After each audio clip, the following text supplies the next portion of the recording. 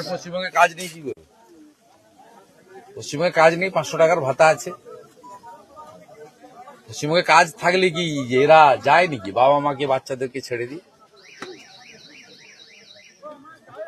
আপনি আজকে পরিবারের পাশে দাঁড়ালেন। এটা আমার কর্তব্য। এখানকার মানুষের সঙ্গে আমি বলি আমি আত্মীয়। আমি এমপি ছিলাম, এমএলএ ছিলাম, মন্ত্রী ছিলাম, আজকে এমএলএ, বিরোধী দল নেতা। আমার ক্ষমতা যেতে পারে, থাকতে পারে, কিন্তু এদের সঙ্গে আত্মিক সম্পর্ক।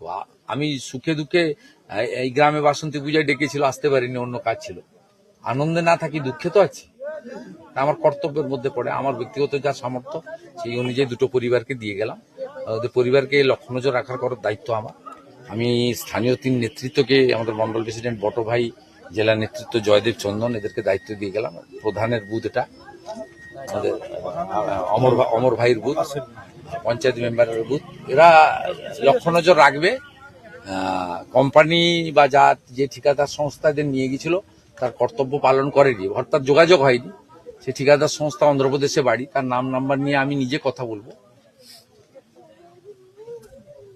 এর জন্য দায়ী পশ্চিমবঙ্গ সরকার। রাজনীতি কিছু নেই, শুধু নন্দীগ্রামেই 30,000 ছেলে বাইরে আছে।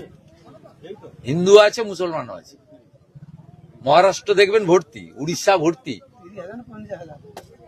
বাঙালি ভর্তি। কেন এটা হয়? এত ছিল না তো। ইনি সব সময় বলেন 3 কোটি চাকরি দিয়েছি, ভর্তি কাজ, আর কত চাই। তারপরেও কেন এই দৃশ্য? অ্যাক্সিডেন্টের জন্য কাউকে আমি দায়ী করবো না। কাজ করতে গেছে, অ্যাক্সিডেন্ট হয়েছে, আলাদা কথা। কিন্তু এরা যাচ্ছে কেন? পাশেরটা 26 বছর, এটা 30 বছর, এসব বাচ্চা, ইয়াং। এরা যাচ্ছে কেন? প্রশ্নটা চাই। একজনকে দিয়ে আমার বিরুদ্ধে টিভিতে বলিয়েছিল, জি 24 ঘন্টা বলে একটা চ্যানেল আছে চটি চাটে।